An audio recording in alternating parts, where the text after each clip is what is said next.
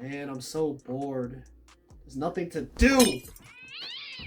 But good thing I can always count on my favorite 5G radiating rectangular box that somehow knows my thoughts before I even think of them. Yes, sir. You love to see it. You love to see.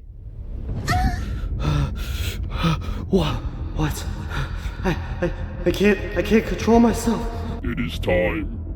Use me.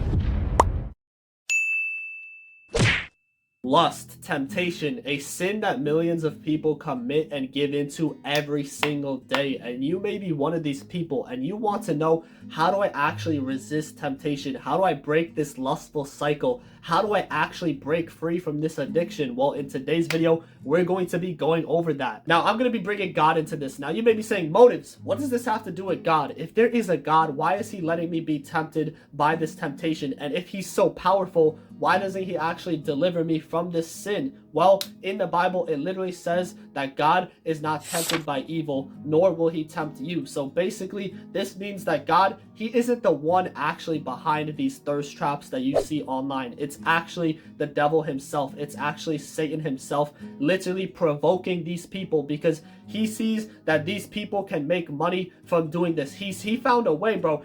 There is always a way. Don't think that the enemy is dumb. He always has a plan. Satan always has a plan. You see, the stuff you watch this type of content, like most of you guys watch this type of content on a device, an iPhone, right? You see this logo, my boy? Do you not see that it's literally a bitten into apple? And just like Adam and Eve bit into the fruit of knowledge, you are literally biting into the fruit of knowledge. This phone has so much knowledge and you're giving into that knowledge, into that temptation each and every single day. In the Bible, it also states that when you are tempted, God will actually provide a way out so that you can endure it. Because I've been tempted so many times, you know what I'm saying? Like even now, whenever I go on TikTok or Instagram, I literally see a thirst trap every once in a while, but I don't get tempted by it because he already provided a way out for me to endure it, because I'm already rebuking the desires of the flesh. I'm already rebuking Satan's scheme. But you see, the enemy is very smart. He's going to continue rewarding these people, these thirst traps, because they don't desire righteousness.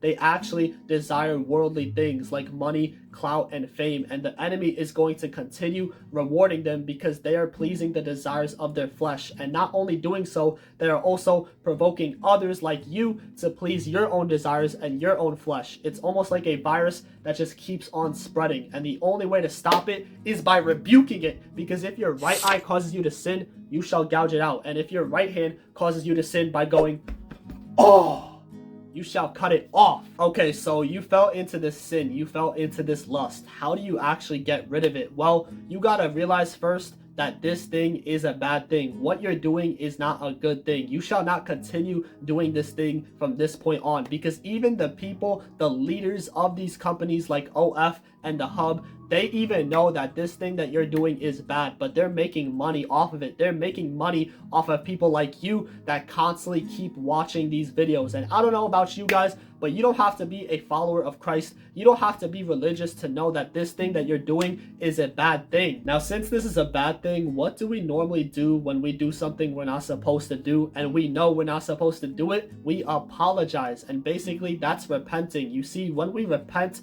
when we go up to God and we repent, we are basically telling God to forgive us for our mistake, for the sin that we committed. Now, just because you repent once doesn't mean you could go back into that sin again. It's like going to a store, stealing the stuff from the store, then giving it back, then stealing it again. Like, there is no logic in that. Proverbs 26:11, as a dog returns to his vomit, a fool will return to his sin. My boy, how do you expect a newer and better life if you're in your old ways, if you keep going back to your old ways? It's like you returning to that disgusting throw up, that disgusting sin. The second thing you gotta realize is that once you're saved, you're always saved. But you see, the enemy, Satan, is going to try to trick you and deceive you, because if you stumble, he's gonna tell you to stay down. He's gonna say that it's easier to stay down than to get up. But you see, our God is a loving and forgiving God. And in the Bible, it literally states a righteous man falls 7 times and he's going to get back up 7 times more. Basically meaning that if you're a righteous man, you're not going to stay down. You're not going to let the enemy tell you to give up, because you're going to keep going. You're going to keep moving forward. You see, I myself myself have failed at nofap hundreds of times, but if I told myself anywhere along this journey that I should just give up, if I told myself at attempt 99 that I should just give up and that there was no point in going for this goal, going for this freedom of righteousness, I would not be where I'm at today. So my boy, do not give up, because a winner is just a loser that never gave up. So as long as you keep going, as long as you never give up, my boy, you are winning. So now that you've repented, now that you know you're actually saved, this is where you have to put your past self to death. Now, this doesn't literally mean build a time machine and go back in time and slice yourself. No, this basically just means you have to let go of your old ways, because you see, you've made this sin a habit of yours. It's almost like a daily routine thing, right? But you see, you're not to blame, because society, social media has been designed to promote these half-naked women. And because there's so many guys liking into and buying into these content creators, it's so easy to access. All it takes is a few taps on your iDroid. And with this type of content being promoted and easier to access to each and every single day, it's affecting generation after generation. And if you have not been affected by it, you are in danger of being infected by it. So my boy,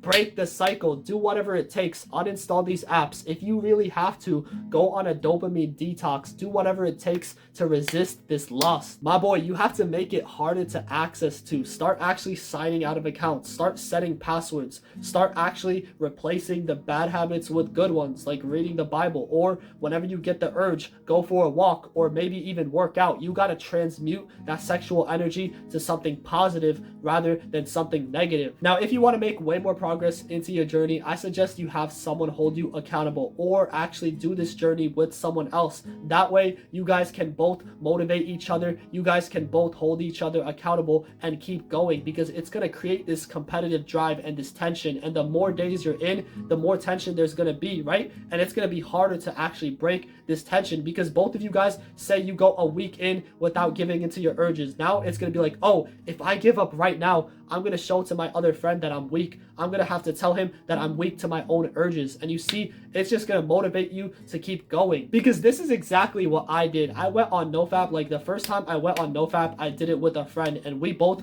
held each other accountable. Like, every day we would both tell each other like if we relapsed or not, and then we would mark like day 1, day 2, day 3, and eventually we made it to 180 days before like eventually like I just gave in, right? But this literally created a competitive drive, and this kept us both motivated to go. So my boy, if you want to actually start this journey and make a lot of progress in it, I suggest you have a partner to do it with. Ecclesiastes 4:9-12, it literally says that it is better to do things with 2 people than 1, because if one stumbles, the other one will help him, and if one becomes cold, the other one will warm him up. Basically meaning that if you have a partner, if you have someone to do this goal with, you are going to make way more progress. Anyways, I hope you guys did enjoy today's video. Rebuke the kingdom of darkness and embrace the kingdom of righteousness. Stay blessed, stay wealthy, and remember to keep surpassing your limits. And I'll see you guys in the next one.